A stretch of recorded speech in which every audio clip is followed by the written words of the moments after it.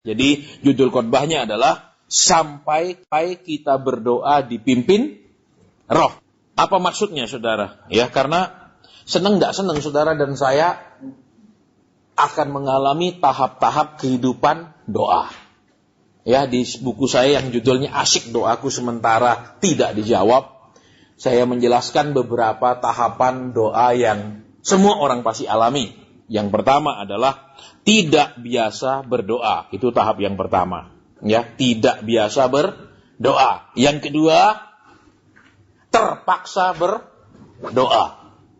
Yang ketiga, saudara, doanya memaksa. Ya, yang keempat, pelan-pelan jadi biasa berdoa. Yang kelima, tidak biasa sekarang kalau tidak berdoa. Yang tingkat keenam, doanya menjadi luar biasa. Itu tahap-tahapannya ya. Kalau saudara mau belajar lebih dalam, beli bukunya itu ada kok. Sekarang kita mau masuk ke bagaimana kita sampai levelnya berdoa di dalam roh. Ya, ini yang kita perlu. Kenapa saudara? Karena kalau saudara dan saya berdoa di dalam roh, yang pertama adalah doa saudara dan saya pasti sepakat dengan Tuhan. Kenapa? Doa saudara bukan menentang keputusan Tuhan dan rencana Tuhan, tapi akan menyetujui rencana Tuhan.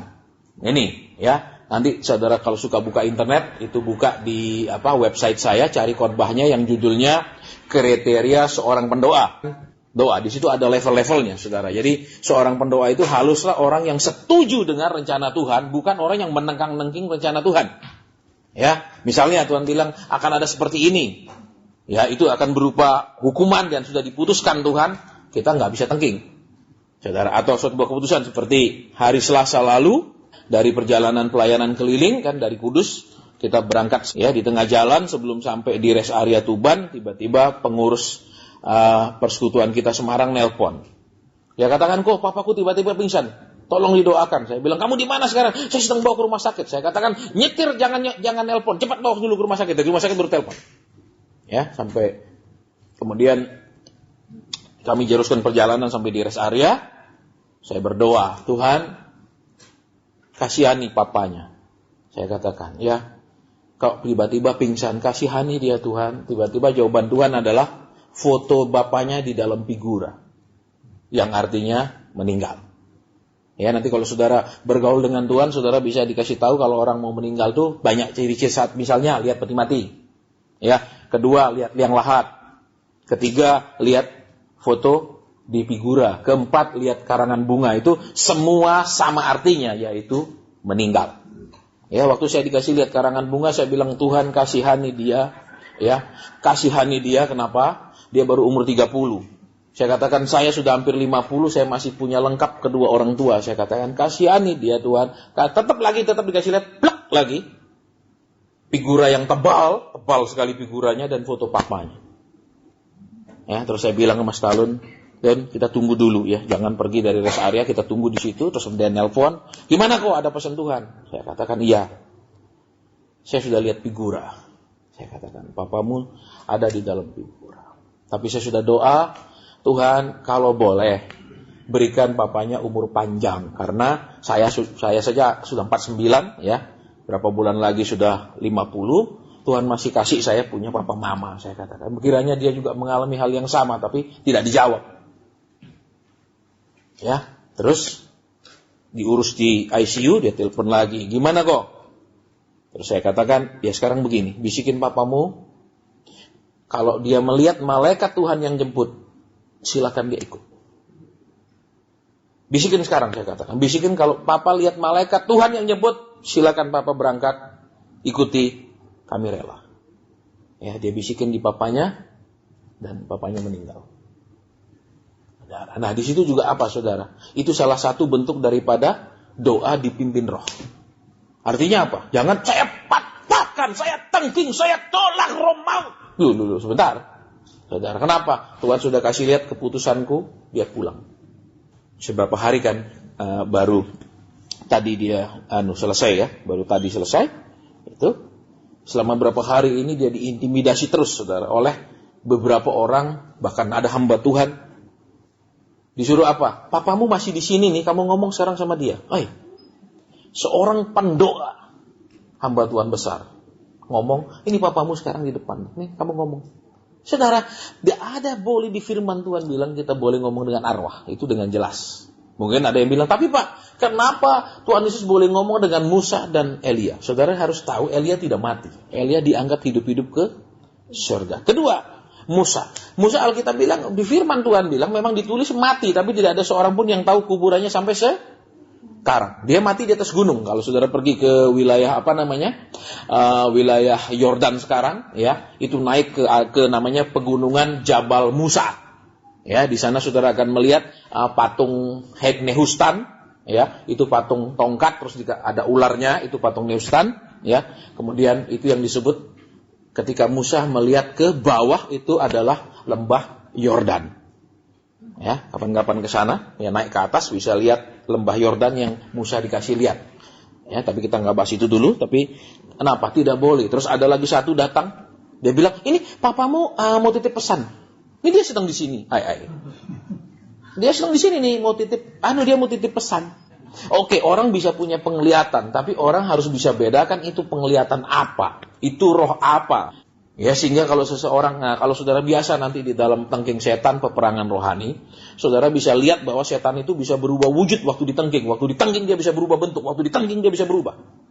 Ya, sehingga apa? Orang yang tidak bisa membedakan bilang, ini papamu.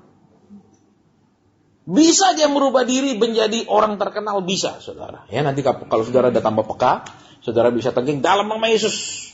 Misalnya saudara lihat sesuatu, terus saudara tengking dalam nama Yesus, tunjukkan bentukmu yang asli. Dia akan berubah bentuk ke bentuk yang asli. Ya, tapi kalau kita nggak tengking seperti itu, dia bisa berubah lagi jadi lain. Saya sering ketemu, saudara.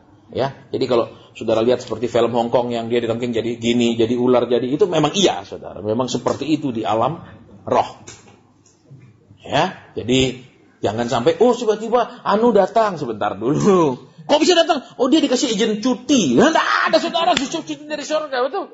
Kalau cuti di surga berarti dari neraka bisa minta cuti juga, amin. Cuti dulu, betul? Betul apa ya? Itu kisahnya, saudara. Terus, ya, kenapa mereka ingin masuk ke dalamnya? Karena dikatakan apa, saudara? Di sana setannya malas-malas, sering cuti. Jadi siksaan sering lupa, ya. Ya itu, bangsa kita begitu, sering cuti, sering libur, betul? Ya, jadi kalau dihukumnya itu banyakan liburnya, saudara. Ya, baik, kita nggak pas itu dulu, tapi kita mau lihat kebenaran firman Tuhan. Yuk buka bersama dengan kita sekarang, ya. Kitab Roma pasal 8 ayat 22 mulai, dan ada beberapa ayat yang akan kita baca, ya. Saya akan cepat di sini. Sudah ayat 22. Roma 8 ayat 22. Sebab kita tahu bahwa sampai sekarang segala makhluk sama-sama mengeluh dan sama-sama merasa sakit bersalin. Sampai di sana saja, saudara. Jadi kita mau lihat sekarang kalau orang mulai mengandung, ya. Kalau kandungannya kecil, ibu ini masih bebas, betul? Mau lari-lari, mau lompat, mau jalan, baru sebulan, 2 bulan dia nggak merasa sangat terganggu kandungannya, betul? Tapi kalau kandungannya sudah tambah besar, sudah tentu itu berat, betul. Bahkan kalau saya belajar itu, ya, karena hamba Tuhan juga mesti tahu semua, ya. Kalau sudah kandungan 8-9 bulan, itu ibu-ibu selalu apa? Sebentar ke kamar kecil, itu tambah tidak nyaman. Jadi kandungan semakin besar itu tambah apa? Berat, tambah tidak nyaman, tambah banyak gangguannya. Ya, itu karena gede banget, tidur susah semua. Ya, sekarang kita lihat, saudara, ya. Di sini kalau kita perhatikan, kita lihat ayat yang di bawahnya dulu supaya kita mengerti. Ayat ke-24. Sebab kita diselamatkan dalam pengharapan, tetapi pengharapan yang dilihat bukan pengharapan lagi. Sebab bagaimana orang masih mengharapkan apa yang dilihatnya, tetapi jika kita mengharapkan apa yang tidak kita lihat, kita menantikannya dengan tekun. Sampai di sana saja, saudara. Saya lompat ke ayat dulu, ayat yang 23, ya. Lihat sekarang, ya. Semua orang menderita sakit bersalin. Alkitab bilang di sini yang menarik, saudara, segala makhluk. Tapi yang aneh tidak dibilang segala makhluk perempuan atau betina. Tidak ada. Saya buka terjemahan lainnya juga tidak ada menyebutkan tentang makhluk itu harus betina atau wanita. Tidak ada, saudara. Ya, saya buka beberapa terjemahan bahasa Inggris juga tidak ada disebutkan itu hanya yang wanita atau makhluk betina, nggak ada. Berarti apa? Laki perempuan sama. Karena di sini bicara tentang hal-hal roh, bukan hanya jasmani. Ini perumpamaan secara jasmani, tapi bicara tentang rohani, saudara. Jadi tidak ada hanya wanita saja yang menderita misalnya. Belum tentu dalam rumah tangga wanita saja yang menderita, betul? Betul. Lo banyak pria juga menderita, ya. Waktu siaran radio juga ada yang telepon saya, Pak, istri saya selingkuh dengan laki lain. Karena saya sedang down, sedang drop ekonomi saya. Kenapa? Dulu saya jaya. Terus istri saya itu hobinya mewah-mewah. Terus sekarang saya drop, saya nggak bisa berikan dia kehidupan mewah, dia jalan lagi sama laki-laki lain. Saudara, ya. Kemudian kita berdoa, ternyata Tuhan bilang apa? Dia punya hati yang luar biasa. Saya katakan, Bapak dipuji oleh Tuhan, hati Bapak luar biasa. Ternyata apa, saudara, yang bikin dia di mata Tuhan luar biasa? Istrinya sudah selingkuh, sudah jalan sama laki lain. Ya, dia tetap apa? Berdoa, Tuhan pulihkan kami suami istri. Luar biasa laki-laki seperti itu, saudara. Ya mana mau laki kalau sudah istrinya selingkuh jelas-jelas depan dia. Ya, tapi dia, makanya Tuhan bilang, Bapak, ternyata iya Pak, saya ingin rumah tangga kami pulih kembali. Ini berarti apa? Bukan yang betina yang buat masalah, bukan yang jantan buat masalah, betul? Tapi yang betina, betul? Iya, dia ingin hidup mewah, dia ingin hidup semua ada. Sehingga begitu suaminya drop, ya sorry, kamu tidak bisa memenuhi pola hidup saya, lifestyle saya cari laki lain yang bisa memenuhi lifestyle saya. Jadi pernikahan itu tidak mengikat. Betul? Jadi apa? Ya bebas lagi toh. Kenapa? Ya kamu tidak sepenuhi toh hidup yang kayak gini. Saudara, ya ini di radio kemarin makanya mengerikan, saudara, ya. Itu. Jadi kita lanjut lagi dulu ya supaya kita fokus ke sini, sudah hampir saya masih lihat jam terus, saudara, ya, supaya enggak terlalu malam, tapi kita lihat apa di situ, ya. Dikatakan semua tidak disebut. Saya tadi buka, saya ingin tahu ada di beda enggak terjemahnya. Ternyata tidak ada disebutkan all creatures. Jadi semua, enggak ada disebut betina, jantan, wanita, pria, tidak ada. Semua. Karena yang Rasul Paulus bicarakan di sini adalah hal-hal rohani, bukan masalah melahirkan itu. Zaman sekarang banyak juga melahirkan yang enggak sakit, saudara. Suntik dia, betul, dengan pemati rasa dia enggak sakit. Betul? Iya kan? Loh, bukan hanya melahirkan yang sakit, saudara, betul? Sikap sehari-hari juga bisa bikin sakit. Amin. Loh, apa ya apa enggak? Loh, iya kan? Saudara. Oke, saya nggak bahas itu dulu, tapi terlalu pemulihan rumah tangga, ya. Tapi yang jelas di sini Tuhan, semua makhluk, betul, menderita. Nah, sekarang lihat. Ketika saudara dan saya ingin melahirkan sesuatu, menelurkan sesuatu lah istilahnya kalau yang modern, ya, mendapatkan sesuatu, membidani sesuatu, misalnya sebuah usaha atau apa saja, entah pelayanan, apa saja namanya kegiatan yang di dalam hidup kita. Tuhan bilang apa di situ? Ada sakit bersalinnya. Berarti apa? Orang akan bersalin. Saat pertama jelas dia harus mulai mengandung, kan begitu? Betul? Nah, ketika saudara dan saya ingin sesuatu, ketika misalnya juga Tuhan menjanjikan sesuatu, memberi saudara dan saya rencananya, tentu saja tidak kemudian hidup saudara dan saya sesudah terima nubuat, terima janji Tuhan, terima pengungkapan rencana Tuhan menjadi lebih ringan. Kenapa? Seperti kandungan itu dia menjadi semakin berat. Tolong diperhatikan di sini, saudara, ya, supaya saudara dan saya tidak kecewa, ya, supaya saudara dan saya benar-benar mengerti bahwa semakin berat, betul. Yang ibu-ibu yang pernah ngandung, semakin berat toh kandungan itu. Betul apa ya? Apa semakin enteng? Itu semakin berat, dan ibu itu akan semakin apa? Gerakannya menjadi semakin terbatas dengan semakin kandungan itu membesar, betul? Betul apa ya? Nah, sekarang perhatikan, saudara, ya. Ketika Daud dijanjikan menjadi raja di Urapi, betul? Kemudian hidupnya menjadi semakin enteng? Tidak, semakin berat dan terus-menerus semakin berat. Bahkan saudara perhatikan, di Ziklag apa yang terjadi? Keluarga diculik semua, anak diculik semua, betul? Bahkan semua pengikutnya ingin melempari dia dengan batu. Semakin berat, saudara. Kalau dulu cuma dimusuhi Saul, semua anak buahnya bela dia, betul? Ikut dia. Sekarang anak buahnya pun ingin membunuh dia. Jadi semakin berat. Nah, saudara dan saya sekarang lihat, kita sudah terima banyak janji Tuhan, terima nubuatan, terima firman Tuhan, terima urapan lah zaman sekarang kan, ada urapan melipat ganda mujizat lah, macam-macam sekarang ini, ya. Saudara, ya. Saya tidak melarang itu, saya juga tidak mengatakan saya tidak setuju, tapi pada batas-batas tertentu impartasi penumpangan tangan itu perlu. tapi hanya terbatas. Dalam arti tidak semua penumpangan tangan menyelesaikan semua masalah. Saudara ya, jadi ingat itu. Baik, kemudian saudara sekarang kita lihat apa? Semakin berat, semakin berat. Berarti apa saudara? Semakin saudara dan saya ya menjelang waktunya, semakin saudara dan saya berjalan terus menyimpan janji Tuhan, berjalan dalam rencana Tuhan dan lain-lain. Sebelum itu menjadi kenyataan, sebelum itu dilahirkan, digenapi, kita menjadi semakin berat. Berarti apa saudara? Tuhan mau membuktikan kalau enteng itu bukan urusan Tuhan. Kalau berat baru urusan Tuhan. Berarti apa saudara? Kalau enteng Tuhan akan bilang, sudahlah aku tidak usah ikut campur, kamu bisa. Amin. Tapi kalau kita sudah bilang Tuhan aku tidak bisa, baru Tuhan bilang oke, minggir giliranku gitu loh. Tapi kita seringkali Tuhan cuma nangis. Amin. Terus tidak memberikan waktu untuk Tuhan menunjukkan kuasanya. Kalau gampang-gampang kita bisa. Amin. Kalau agak sulit kita bisa orang tolong. Amin. Kalau super sulit, nah Tuhan doang tolong. Betul? Betul apa ya? Loh kalau sekitar 100.000, 200.000, maaf, ribu loh. Pasti banyak jemaat bisa nabur. Amin. Tapi berapa banyak jemaat bisa nabur untuk jadi 100 miliar? Ayo. Kan enggak. Berapa banyak? Super amat banyak. Betul? Terus apa? Semakin berat, semakin berat.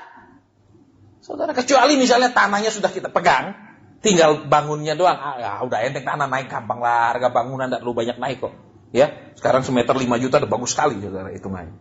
Ya. Nah, semakin berat. Saudara perhatikan di sini. Berarti apa? Kalau saudara bilang katanya janji Tuhan begini, hidup saya kok begini. Katanya saya perhatikan. Sakit bersalin itu pasti sebelum benar-benar super sakit. Itu dari awal udah semakin sakit, semakin gak nyaman. Ya apa ya? Ibu-ibu, betul apa ya? Terus nanti pada puncaknya waktu mau melahirkan, betul? Betul? Nggak ada tuh ibu-ibu melahirkan bilang terima kasih Yesusku pasti. Aduh, wow, betul? Betul apa ya? Nggak pernah saya ketemu ibu-ibu yang bilang haleluya Bapak, pluk gitu. Nggak ada, pasti jerat-jerit biar anak ketiga, keempat, mau kelima dia pasti jerat-jerit, betul? Nah, menjelang itu semakin sakit. Berarti apa saudara? Sekarang kalau semua semakin berat, semua rasanya semakin tidak menyenangkan, semua rasanya semakin mengganggu, membatasi, itu berarti rupanya kandungannya udah semakin berkembang. Amin. Nah, semakin dekat dengan persalinan. Saudara, semakin dekat dengan persalinan. Jadi apa saudara? Jadi kita harus berpikiran mengerti rencana Tuhan. Sehingga Tuhan kok tambah begini, kok tambah begini, kok tambah begini. Tuhan bilang kamu baca dong Alkitab. Masa aku perlu jelasin satu-satu. Tiap orang aku jelaskan satu-satu. Kapan aku ngurusi yang lain? Amin. Duh. Coba kalau Tuhan ngurusi setiap anak Tuhan diurusi satu-satu. Begitu dijelasin satu-satu. Tuhan itu terus akhirnya di surga gak ada pujian, betul? Tuhan turun sibuk ngurusi satu-satu, betul? Ya apa enggak? Akhirnya malaikat nganggur semua. Kenapa? Bos lagi pergi. Masa memuji porsi kosong di surga, betul? Ya kan? Jadi Tuhan bilang, ayolah baca firman, ayolah belajar di situ semuanya ada. Nah, seringkali terima nubuatan, terima terobosan. Kita berharap, wah, terus langsung naik. Tidak, justru semakin nyungsep, semakin tenggelam. Saudara dan saya perhatikan. Ya, supaya kita jangan terus-terusan, wah berarti pendeta ini salah nubuat, berarti pendeta ini tidak manjur kok tambah parah. Saudara bisa bayangkan kalau Daud ngamuk sama Samuel, sialan om, betul? Om urapi saya jadi raja, sekarang ini buronan saya ini, betul? Dah tak kembali om, misalnya gitu. Om ambil lagi, enggak dong. Betul, semakin berat. Jadi ingat ini poinnya yang pertama dulu ya. Itu. Yang kedua kita akan lihat selanjutnya ya. Kita akan lihat, dan bukan hanya mereka saja, tetapi kita yang telah menerima karunia sulung roh, kita juga mengeluh dalam hati kita sambil menantikan pengangkatan sebagai anak, yaitu pembebasan tubuh. Lihat saudara, kita juga dikatakan firman Tuhan ya, sudah menerima karunia sulung. Nanti saya nggak bahas, nanti jadi perdebatan. Karunia sulung roh itu apa ya? Ya kan ada buah roh, ada karunia nubuat, karunia harus dikejar.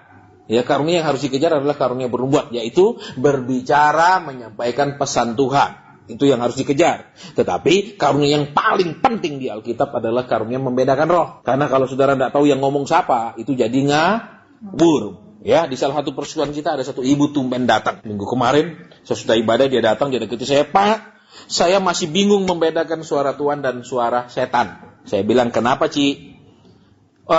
Pernah saya lagi masak katanya. Selesai masak tiba-tiba saya dengar suara, jangan dimakan. Saya dengar dengan jelas dia bilang jangan dimakan. Saya tanya, terus Taci gimana? Makan apa enggak? Makan. Terus sakit apa enggak? Enggak apa-apa. Lah, berarti bukan dari Tuhan. Saya kata, iya Pak, saya sering bingung. Terus, tapi saya suka peperangan rohani. Waduh, saya bilang jangan Ci. Kenapa? Kalau Taci nggak bisa bedakan itu suara komandan atau bukan, terus saudara dia masuk peperangan rohani, bayangkan, contohnya kayak kita umpamakan orang bawa bedil nih, dia nggak tahu itu suara komandannya atau musuhnya, tiba-tiba tembak yang di depanmu, dia tembak, temannya mati.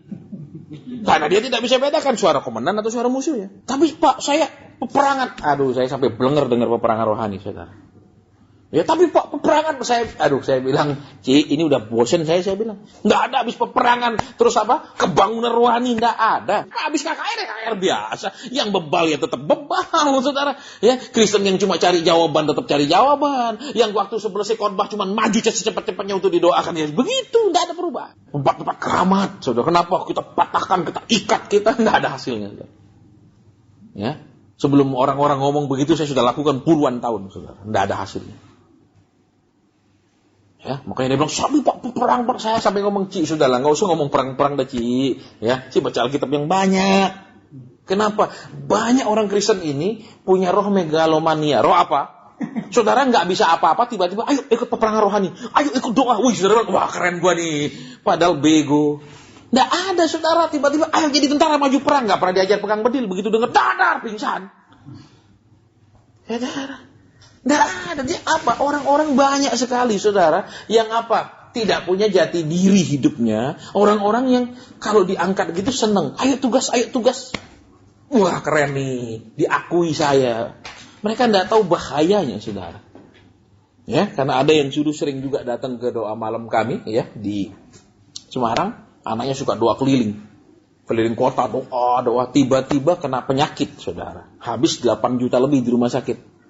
Ya, lapor ketua tim doanya nggak mau tahu. Nggak mau tanggung, nggak mau apa. Padahal itu yang disuruh doa keliling. Terus, karena ibu ini tidak punya uang, ya, tidak punya juga jaminan untuk minjem duit 8 juta, dia okekan saja bunga 25% sebulan. Ini kisah nyata. Orangnya sampai hari ini tetap datang ke doa semalam kita dan doa Jumat persekutuan doa di Semarang. Ya, sampai hutangnya jadi belasan juta karena itu 25% sebulan. Ya, terus tiba-tiba Tuhan ngomong kepada mereka, terus kita bantu mereka lunasi semua. Terus saya pesan sama dia, jangan lagi ikut-ikut begini-begini. Kenapa? Ya, seorang pasukan itu haruslah yang sehat, betul? Betul. Saudara pernah lihat enggak orang mau masuk tentara buta diterima, pincang diterima, ada? Enggak ada, saudara. Betul? Tuli, enggak ada. Betul? Betul enggak? Bagaimana mereka mau jadi pasukannya Kristus? Mata nggak bisa lihat musuh. Mata nggak bisa bedakan ini musuh atau teman. Telinga nggak bisa dengar apa-apa. Oh, jadi pasukan doa, patahkan, ikat. Apanya? Saudara, banyak orang karena apa? Orang Kristen ini butuh pengakuan. Orang Kristen ini butuh diangkat-angkat. Ya, ini ya. Saudara dan saya sering terjebak di situ. Ayo tugas anu, oke. Buat apa, saudara? Saya mau kasih tahu saudara. Betul? Karena itu berbahaya, saudara. Saya katakan kenapa? Ketika kita tidak bisa melihat jelas, ketika kita tidak terlatih dengan benar, tiba-tiba kita ikut-ikutan. Ya, saya ingat dulu istri saya ikut begitu-begitu di Jerman. Peperangan rohani, dia ikut, saudara. Pulang, rumahnya dibobol. Habis semua itu berlian. Ya, terus saya bilang, kenapa bisa hilang? Iya, ikut peperangan rohani. Nah, pinter saya bilang. Kenapa? Kamu tidak ngerti apa-apa disuruh ikut. Terus kamu pergi ikut peperangan rohani, rumahmu habis semua dibobol, berlian habis semua. Bagus dong, saya bilang. Sekarang kamu lapor dong sama dia suruh gantiin. Gitu? Nggak mau.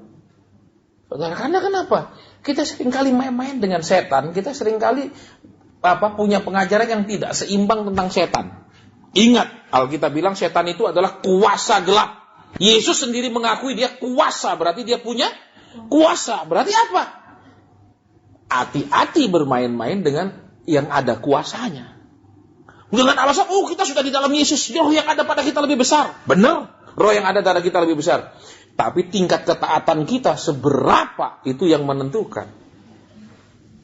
Saudara, Ya, jadi jangan wah seneng kalau dipajak begini aja begitu. Kristen ini lucu, saudara. Ya, kenapa? Nggak bisa lihat apa-apa, tapi ayo Pak ajak saya. Terus lu ngapain di situ? Ya, yang penting kan keren Pak, betul?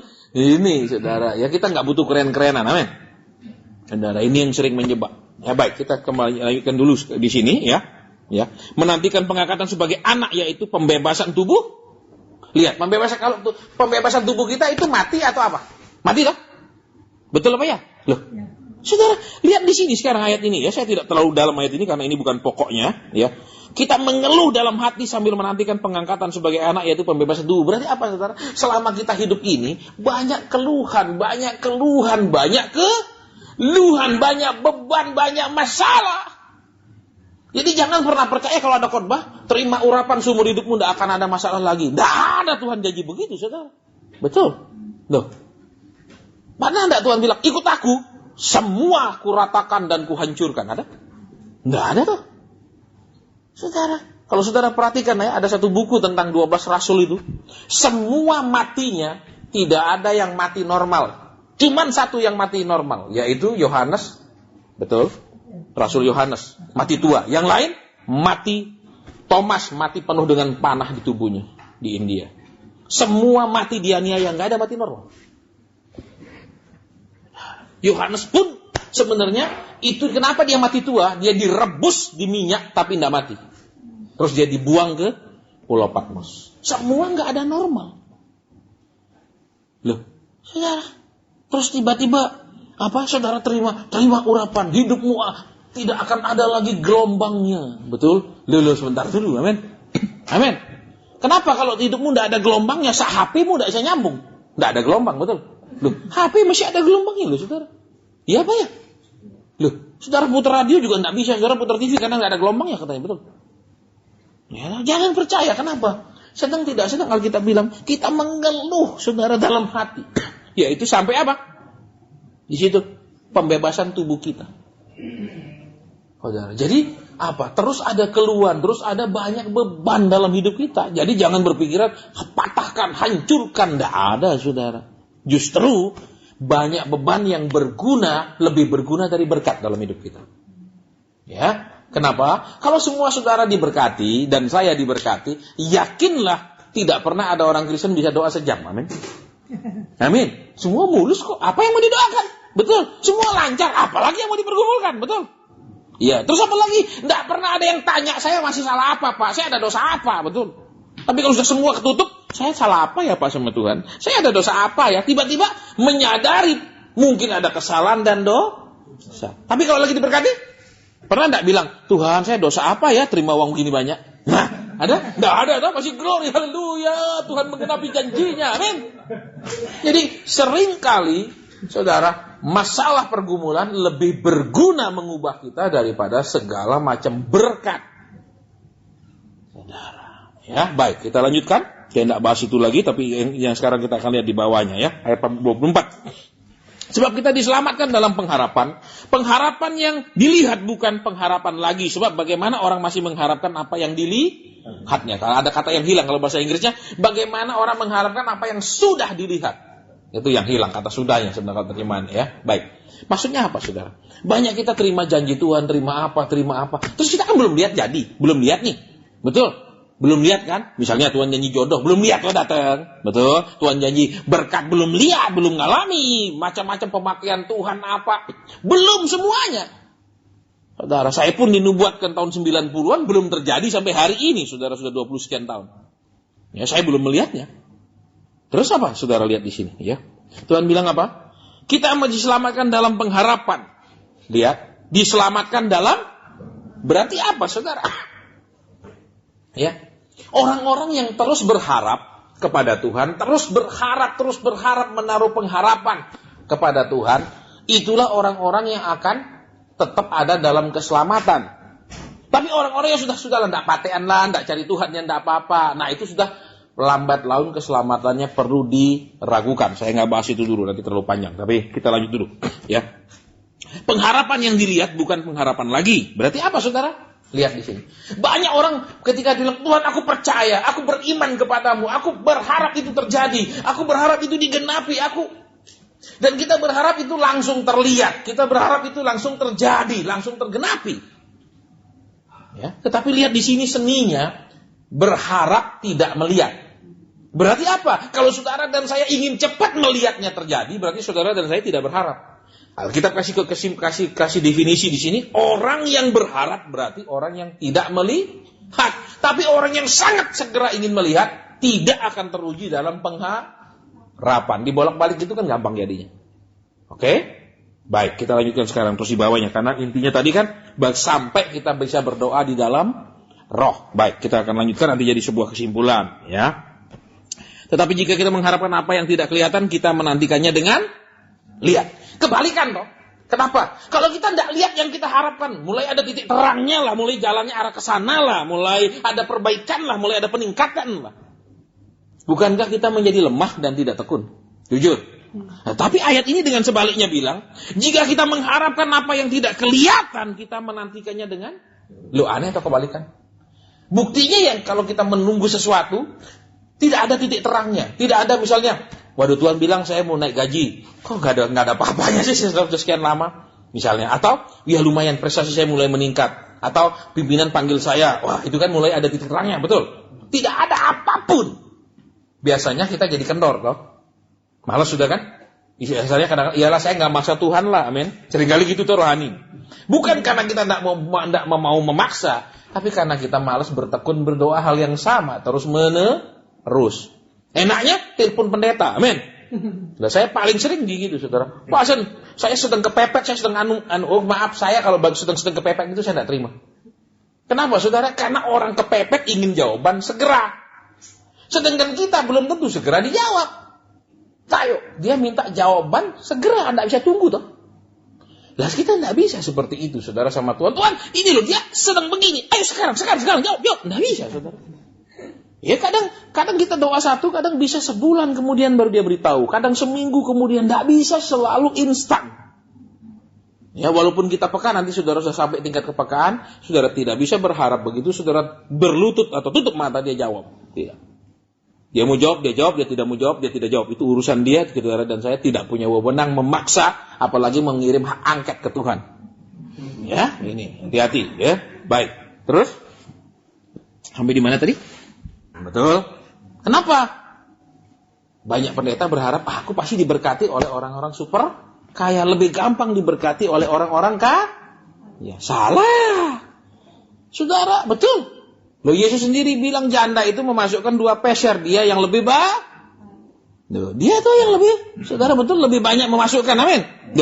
Karena Tuhan Yesus tidak memikirkan jumlahnya. Betul? Betul enggak? Tidak pikirkan jumlah yang dia lihat adalah apa? Janda ini janda toh, tidak punya jaminan sosial suaminya toh, betul?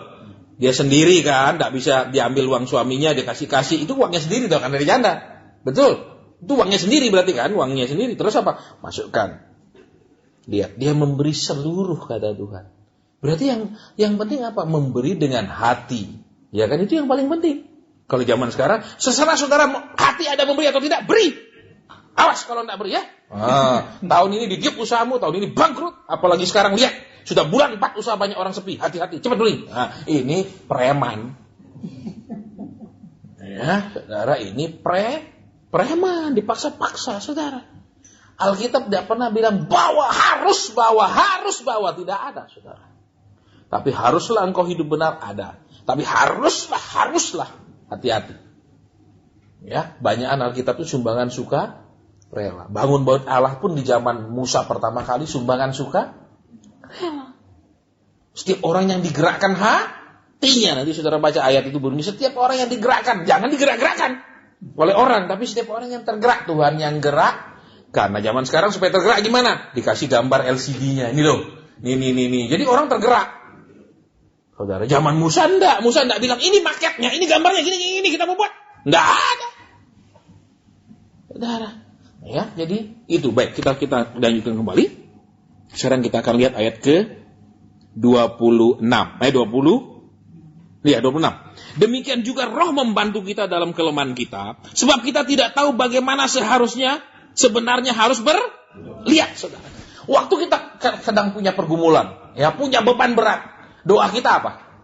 Bapak, lepaskan, beri kelegaan, tolong, betul?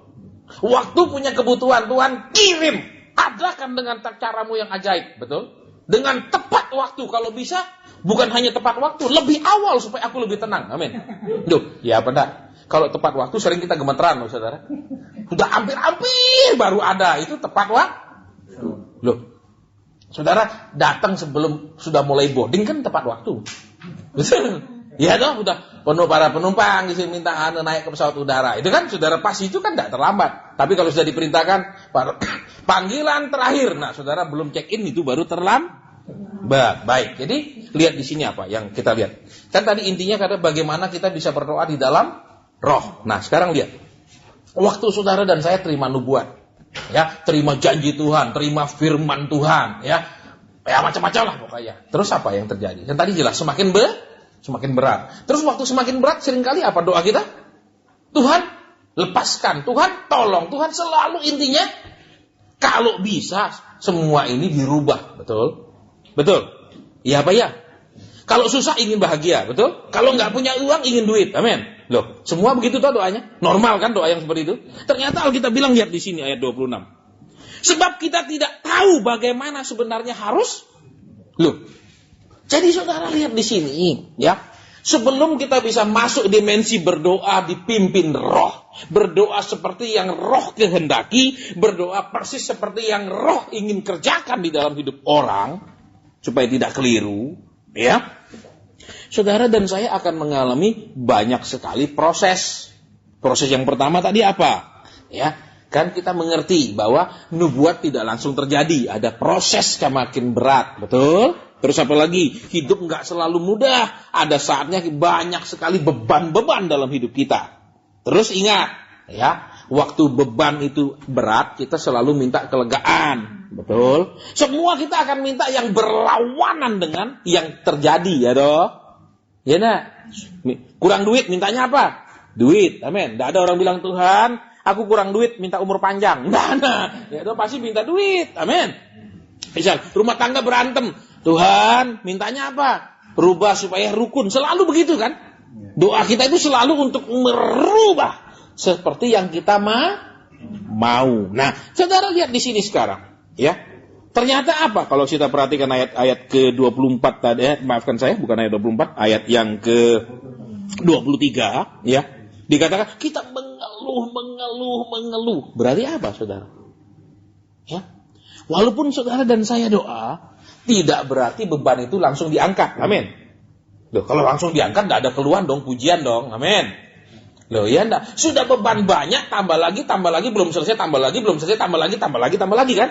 Sehingga keluhan itu seringkali tambah banyak. Terus waktu kita berdoa selalu doanya yaitu lepaskan, tolong, bebaskan, adakan, kirim. Kan selalu doanya begitu.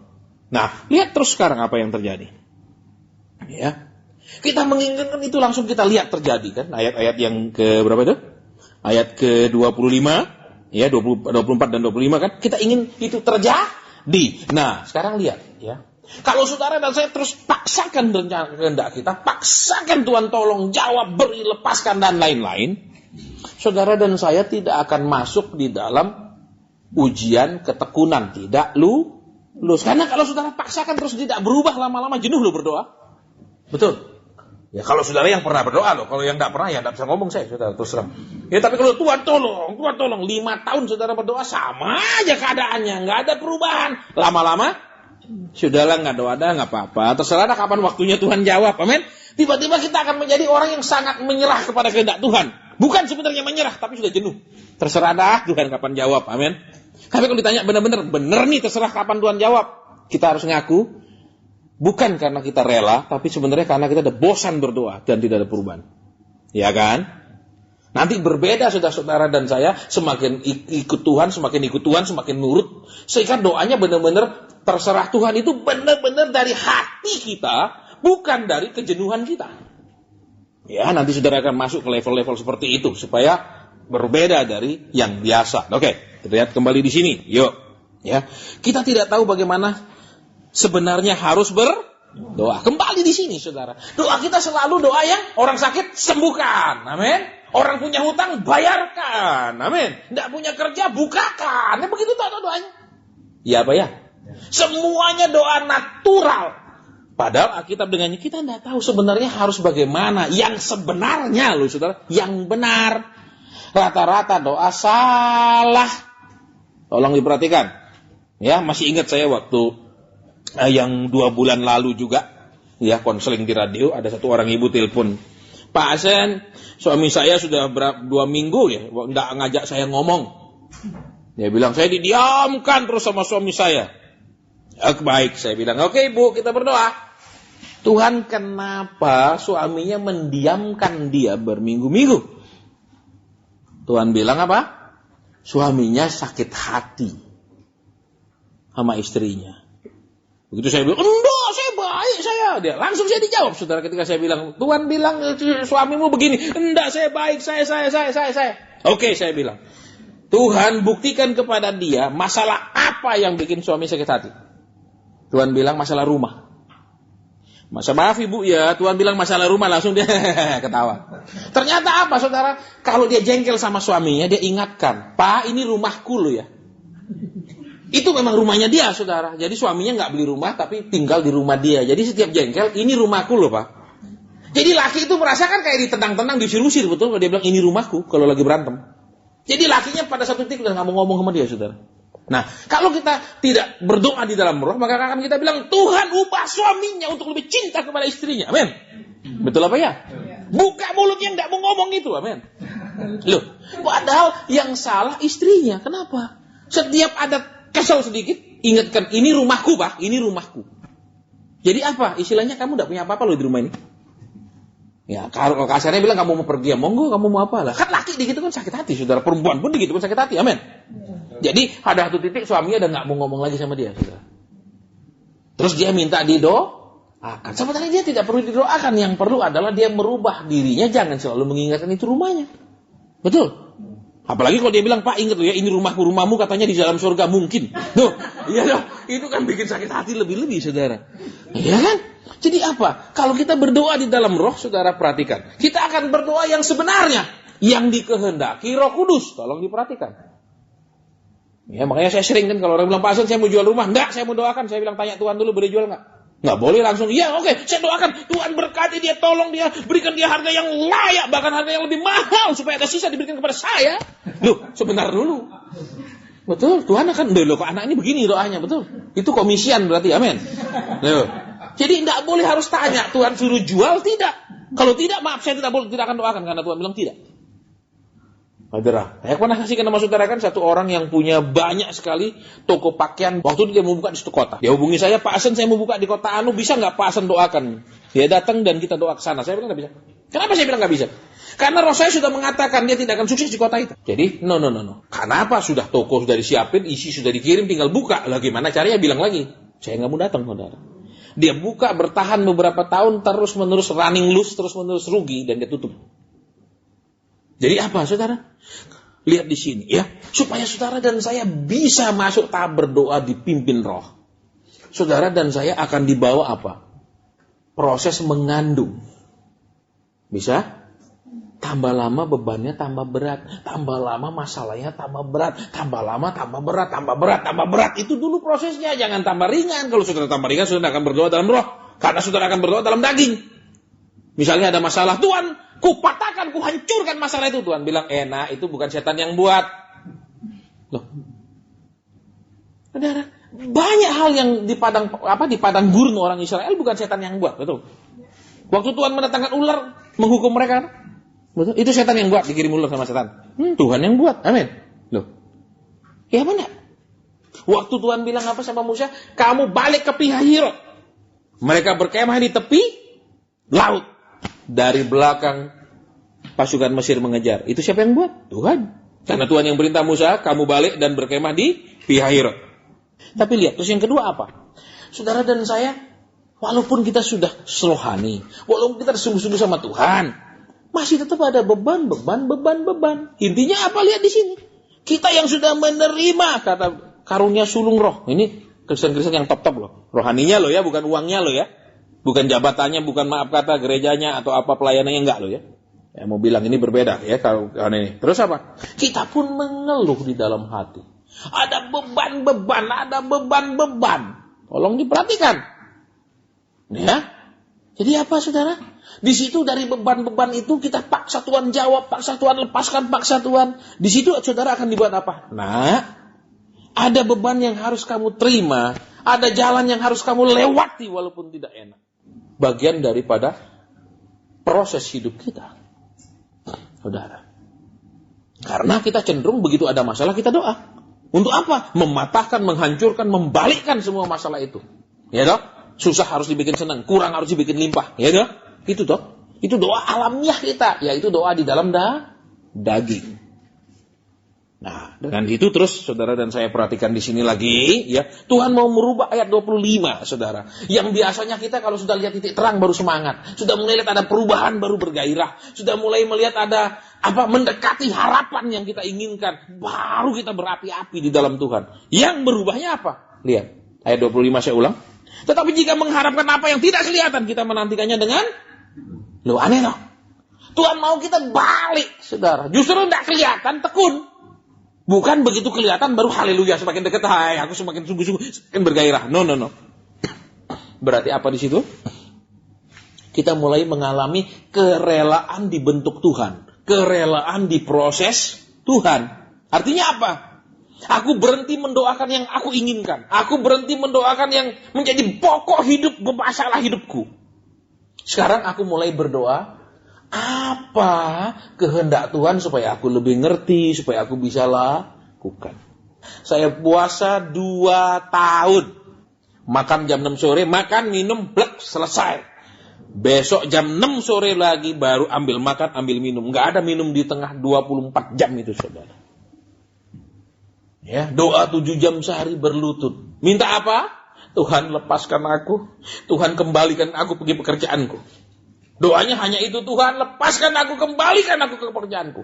Kenapa? Ternyata lepaskan kerjaan ikut Tuhan dekat keren, sudah. Jadi saya bilang lepaskan saya, minta saya balik kerja. Terus setiap doa, Tuhan, tolong Tuhan. Bisa 7 jam saya hanya mendoakan kata tolong Tuhan. Tolong saya Tuhan, 7 jam. Saya tetap memaksakan ini loh kehendak saya nggak bisa lewati ini. Saya kasarnya, saya nggak mau Tuhan lewati ini. Balikkan saya ke tempat kerja saya.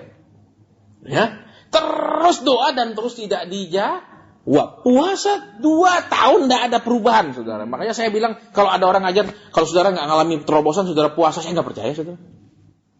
Apalagi cuma 2 minggu, saya 2 tahun berpuasa, saudara. Ya, dan waktu saya doa bukan duduk kayak gini, berlutut.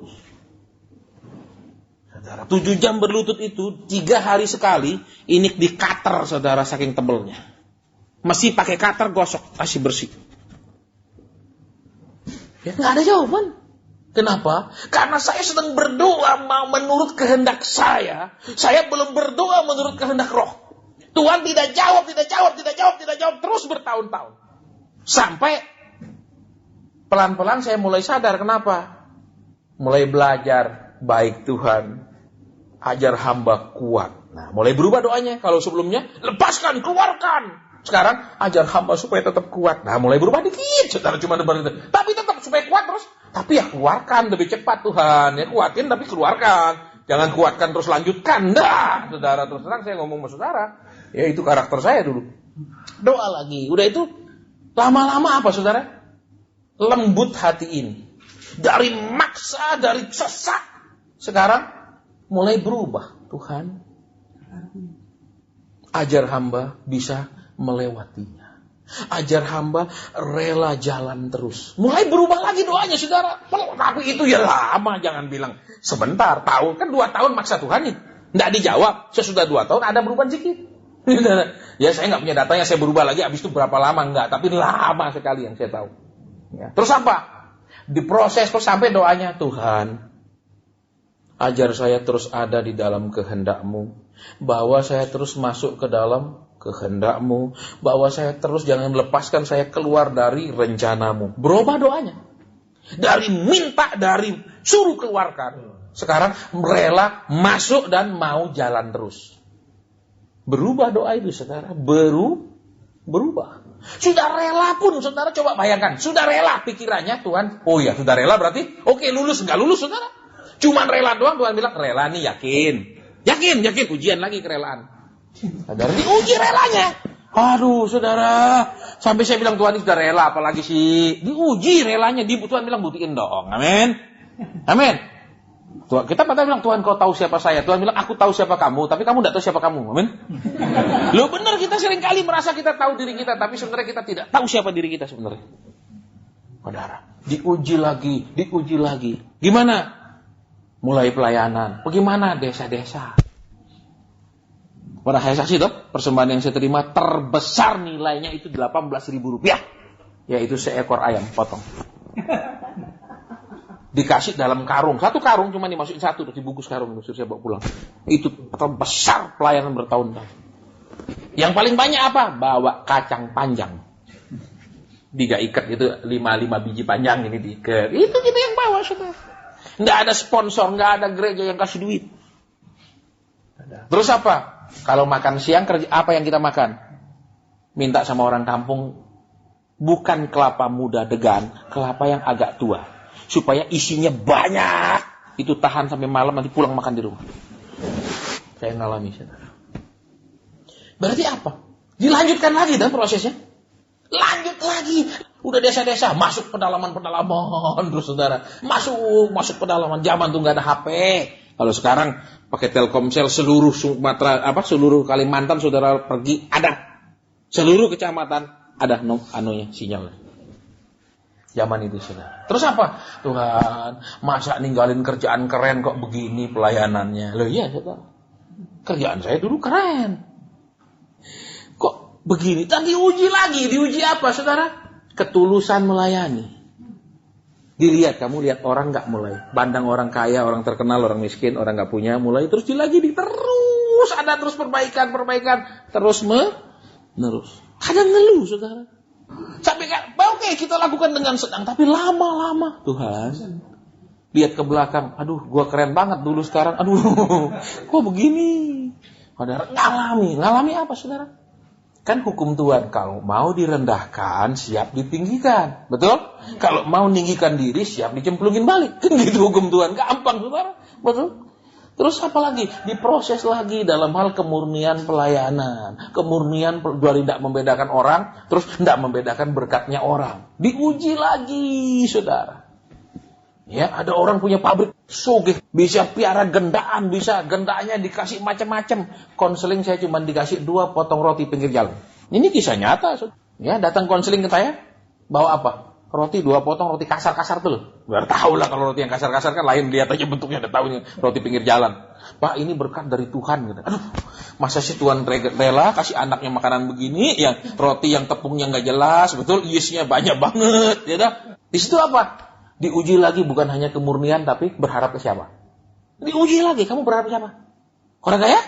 Atau Tuhan? Terus apa? Kamu pelayanan berharap upah dari manusia apa dari Tuhan? Diuji lagi, saudara. Berharap ke siapa? Saya ngalami, ya kan? Tahun 2002, ya saya lagi di pedalaman. Tiba-tiba Tuhan ngomong apa? Seluruh jadwal konseling batalkan. Padahal, saudara, tahun 2002 awal kan saya dikerjain. Seluruh jadwal saya dibatalin, saudara. Ya, tidak ada lagi di warta, bersih semua. Terus sisa konseling tok. Tiba-tiba lagi di pedalaman sana Tuhan bilang berhentikan seluruhnya. Jadi khotbah nggak ada, konseling nggak ada. Bener-bener tidak ada pelayanan. Saya bilang oke, Tuhan. Kenapa? Karena sudah diproses berharap ke Tuhan, saudara. Bayangkan, khotbah sudah nggak ada, bersih sekian bulan ke depan, tidak ada, kosong seluruhnya. Sisa apa? Konseling tok.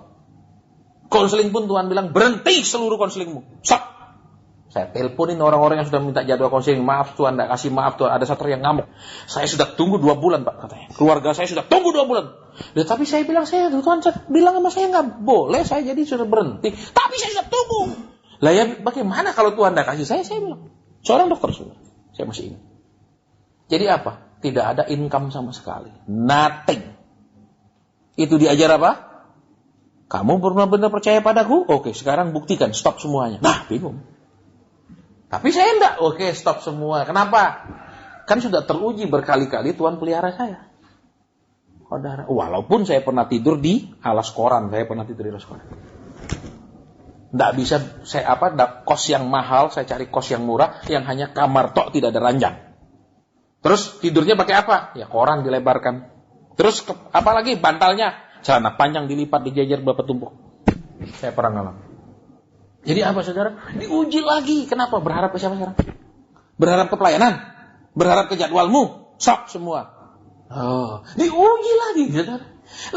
Kalau saya cerita satu persatu detil saudara, di proses ini saya sampai bilang gini sama Tuhan, syukur aku nggak gila aja ya. Kenapa saudara? Ujiannya itu, kok nggak mari-mari gitu. Istilahnya Tuhan itu cari apa lagi sih? Kan sudah tekun, udah nggak bikin dosa, betul? Kok tambah ini lagi? Bro, padahal kan coba sudah tekun nggak bikin dosa, betul? Dulu hobi bikin dosa saudara. Udah berhenti bikin yang aneh-aneh, masih di proses sampai kadang Tuhan. Kok orang lain enggak sih? Pertanyaan gitu. Kok orang lain enggak sih Tuhan? Pokoknya enak aja hidupnya. Hamba Tuhanmu yang itu enak aja hidupnya. Kok saya aja proses? Di situ saudara ternyata Tuhan bilang apa? Aku ingin ada hamba-hamba yang benar-benar kenal hatiku. Makanya waktu saya doa berjam-jam itu sampai 7 jam sehari, ya. Terus keasikan doa. Karena ngomong-ngomong sama Tuhan. Tapi anehnya Tuhan tuh enggak pernah mau diajak ngomong tentang masalah saya. Lucu tuh. Setiap saya mau bilang masalah saya, dia ngomong yang lain. Ini serius, saudara. Tiba-tiba kamu doakan si Anu. Si Anu lagi punya masalah gini. Pernah saya mangkal sekali. Tuhan, saya ini punya masalah. Ini loh masalah saya, selesaikan dulu. Jangan suruh saya doakan orang terus. Karena setiap saya doa, Tuhan.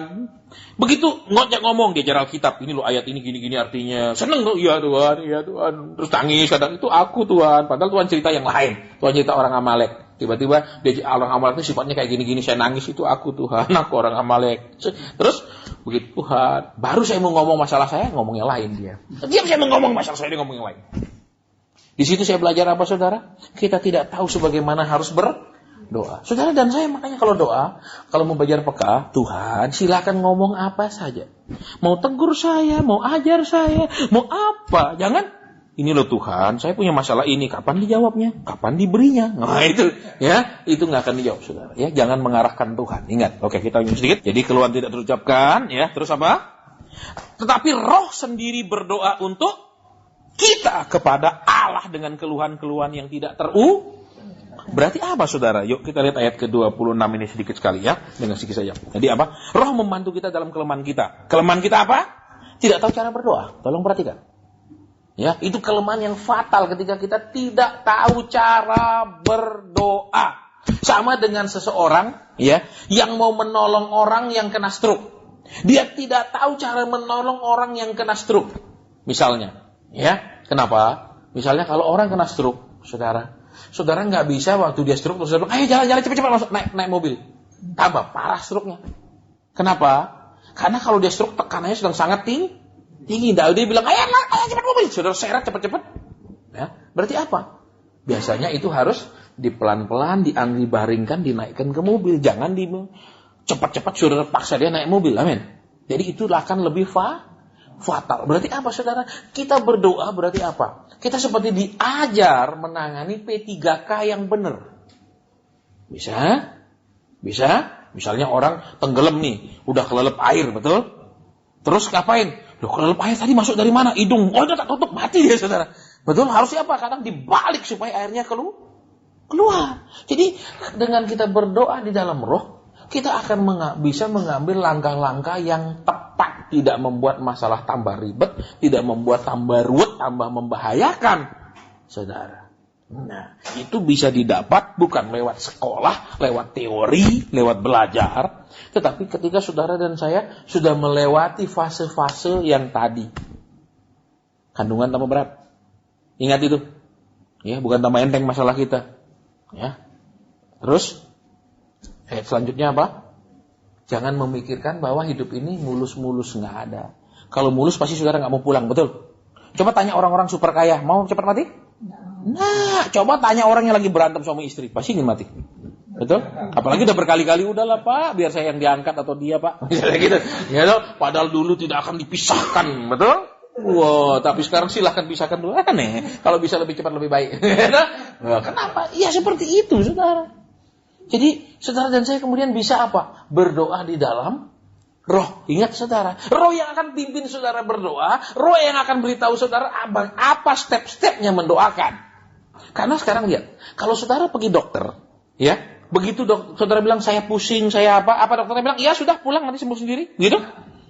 Dokter itu akan mungkin periksa-periksa lagi, mungkin apa? Mungkin ada penyebab yang lain, betul? Terus apa? Paling tidak kasih obat langsung atau buka resep, amin. Atau paling kalau dia ragu, dia suruh periksa darah, amin.